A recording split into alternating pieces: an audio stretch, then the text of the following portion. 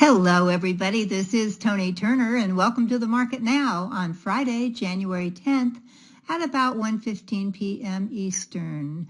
Well, Federal Reserve policymakers got fresh reasons to hold short-term borrowing costs steady after government data signaled renewed strength in the U.S. stock market, with traders now betting the U.S. central bank will wait until June to cut interest rates again and end its rate-cutting cycle there.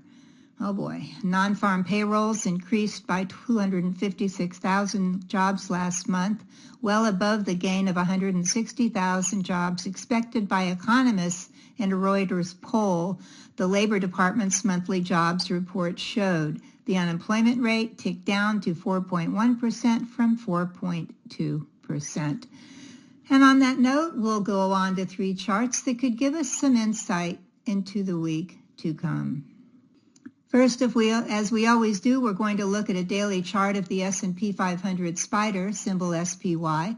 As you all know, this is the exchange-traded fund that closely follows our benchmark S&P 500 index.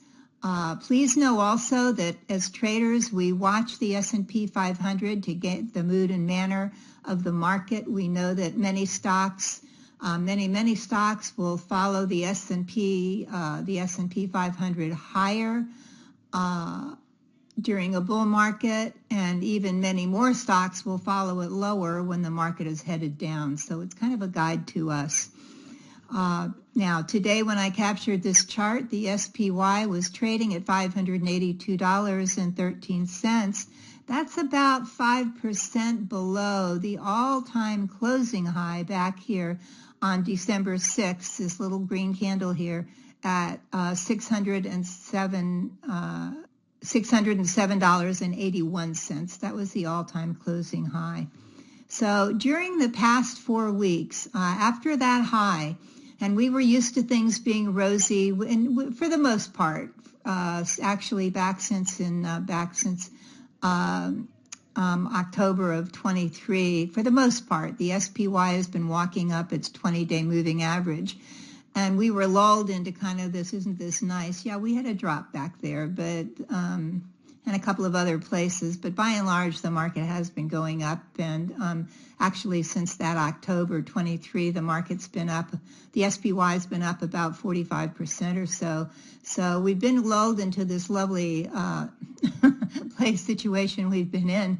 But then all of a sudden, after that all-time closing high on December 6th at $607.81, then things started changing a little bit. So after that, the market started fumbling kind of over here, headed back down for its 20-day moving average. Then all of a sudden on December 18th, it fell dramatically to $585.89. That was the day that they lowered interest rates, the Fed did, but said, well, we may not be doing it again real soon. So everybody got upset. It held for one day there. It held for the next day.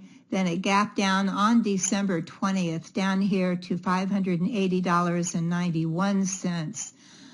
So it got real upset down through the 20-day moving average, the 50-day moving average, down to $580.91. Then it rallied back up through the 50-day to the 20-day to $601.34. Couldn't get over that red line, the 20-day moving average. Could get over that. Then fell back down to the 50-day, below the 50-day, down to the January 2nd low right here. January 2nd low was down to about 580. And it held there. And I was saying fingers crossed here, because that would form a potential support, or it did form a potential support line here. And it's like, oh good, please stay above that line. Then it rallied back up here to 600. Then it fell back down to where we are now at 582.13. But who knows, okay? So we're back down here to 582.13 at the moment. Now we look up here and we see the 20-day moving average, the red line coming in at $594.47, and we see the 50-day moving average coming in, the green line, at $593.78. What all that says is the 20-day moving average looks like now it wants to cross below the 50-day, and it will if price keeps going lower, which is always kind of a moderate negative signal when the 20-day crosses below the 50-day. Now, we mentioned last week, and last week we were back up here a little higher, that for the SPY to maintain the bullish stance, it needed to stay above the 50-day moving average, the 591 level. Well, it didn't. It didn't stay above the 591 level. It's down here to 582. What we do have to remember here that the market has flown really high for the past year. We've seen some tech stocks double here and really influence these indexes. We can't have it all forever, not with the stock market. The markets don't go straight up forever. Trust me on that. We could, and it would be natural and normal, especially with interest rates being so tough right now, we could see a correction here. So just know that.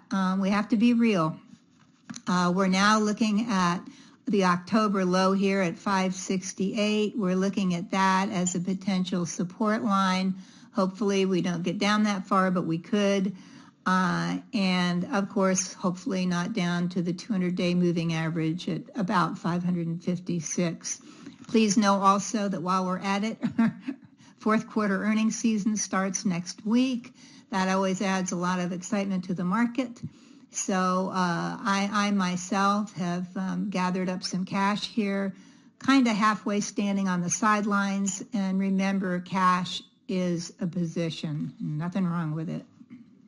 Our next chart today is a daily chart of the QQQ, the Invesco QQQ, symbol QQQ. This is the ETF that closely follows our NASDAQ 100 index, consisting of the top 100 non-financial stocks in the NASDAQ stock market, and known for its large cap momentum stocks like NVIDIA, Meta, Apple, Tesla, that whole group. Now, today when I captured this chart, the Qs were trading at $508.53. This is about 6% below the all-time closing high on December 16th at $538.17. Now, if we take a quick look back at July, you can see on this chart, a real quick look here. At the time, the SPY, you can't see before July, but the QQQ had been walking nicely up its 20-day moving average for quite some time. Went up to an all-time high back here in July at 503. Then did a 16% dumpster dive. That was pretty grim. Down to the August lows down here at 524. Rebounded pretty quickly, though, back up to the August high at 486. Rolled over to the September low at 448, back down below the moving averages. Then rallied back up above the 50-day and the 20-day MA to climb up the 20-day in September. Moved up and then started walking up the 20-day moving average again. Very nice, like nothing had ever happened. Very nice uptrend continued, higher highs, higher lows, a little drop down here in November just before the election, a big gap up after the election, back down, that was down to the 50-day here. Then the pop, then the drop back down to the 20-day, and then walked along again up to the recent highs here, all-time closing high at $538. Then after that, we had, this was the QQQs when the Fed made the announcement that we're lowering rates and we're probably not going to do it anytime soon. That made that big drop down here. It fell down to the 50-day at 509, right down here. and had, excuse me, I'm looking here, then rallied to 530, then down to 50-day. Let's go up here, then back up here, back up to the down here, then back up to 530, then back down to the 50-day with an intraday drop to 506. And then it rallied and couldn't stay over the 20-day once again, so back down, then today fell back down below the 50-day moving average to where we are now at $508.53. Now, you may remember last week I drew a triangle here, and we were right here, and I drew a triangle here, and I said, when you get a triangle going, price, it's like a pressure cooker. Price breaks out or breaks down at some point, usually before the triangle lines come together. It breaks out or breaks down. Well, in this case today, it broke down. And so it's certainly not the end of the world, but to stay bullish, we needed obviously to go higher. So now, again, it's not only below the 20-day line, the 20-day moving average, which is coming in at 500, and we'll call it rounded off to 522. And it's still today below the 50-day line. What was support is now resistance. It can be resistance. So that's coming in at $513. So now, again, this 50-day and the 20-day can act as resistance.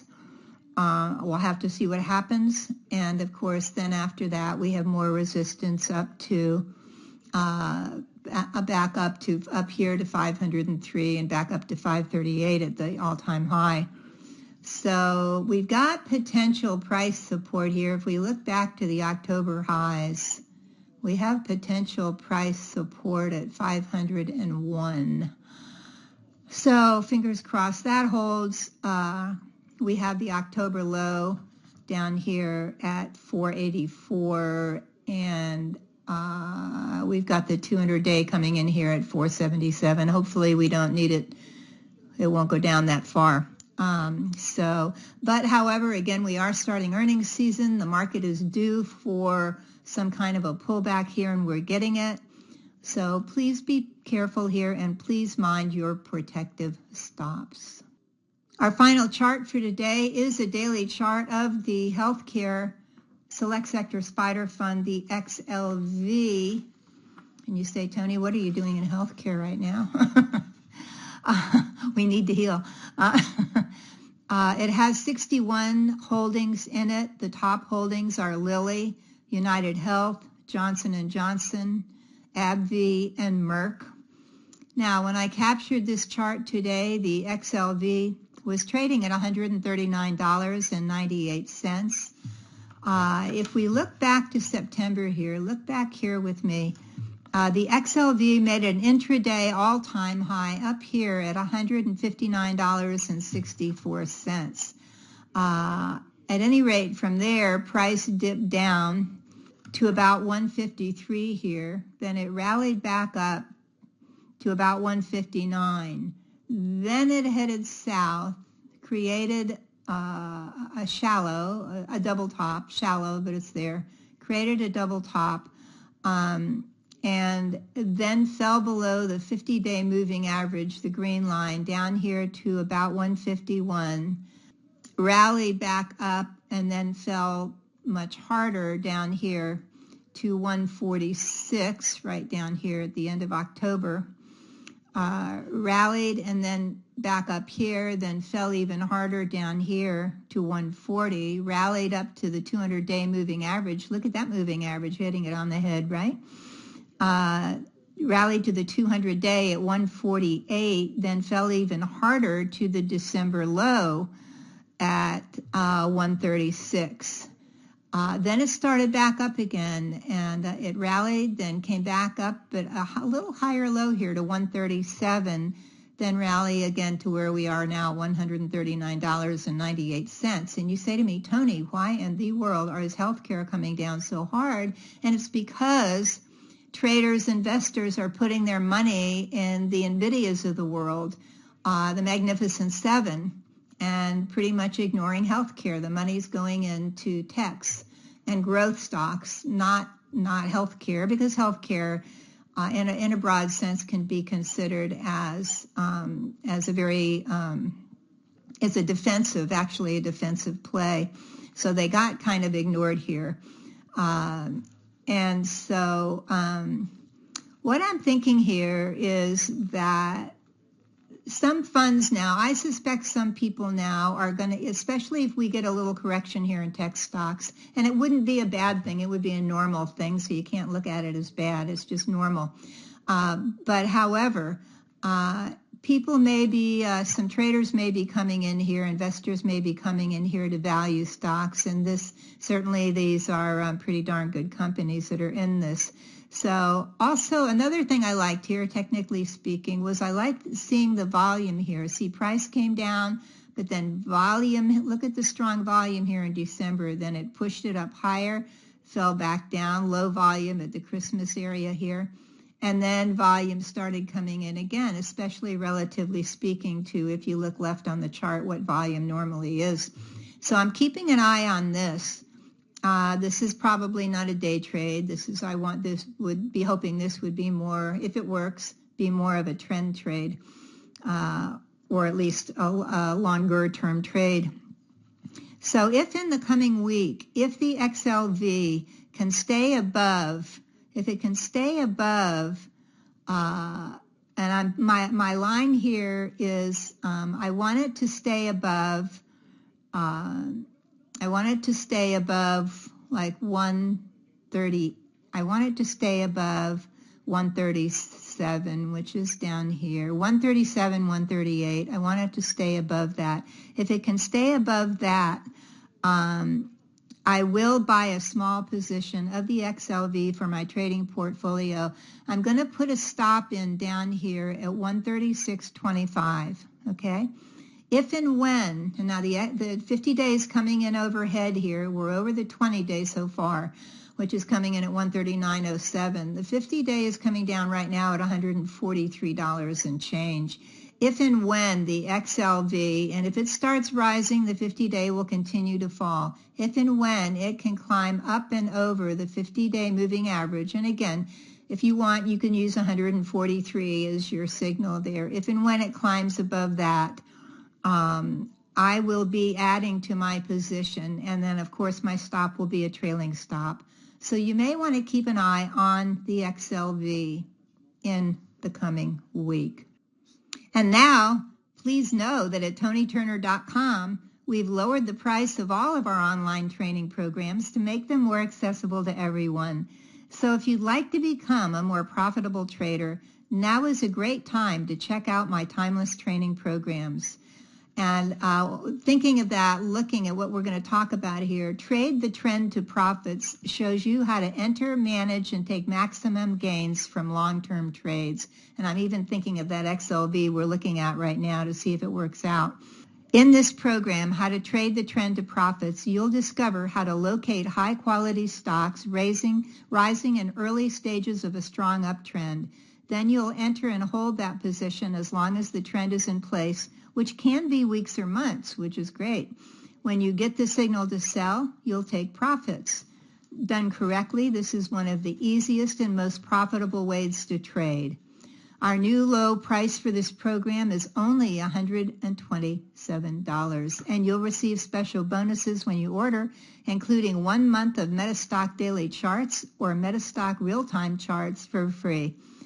From our ever-popular 7 steps to successful trading, down to how to swing trade successfully, another great program, Trade the Trend to Profits just talked about, how to read charts, great for novices, everybody wants to brush up, 3 winning setups, I love it, Bottom Fish Like a Pro, another favorite. Find out how my online programs can help you earn more money quickly and easily. And once you purchase, you'll have unlimited access to learn at your own pace. So be sure to check them out by going to the link on this screen, or easier still, just click on the orange button below. Until next week, keep green on your screen. I'm Toni Turner, and this is The Market Now.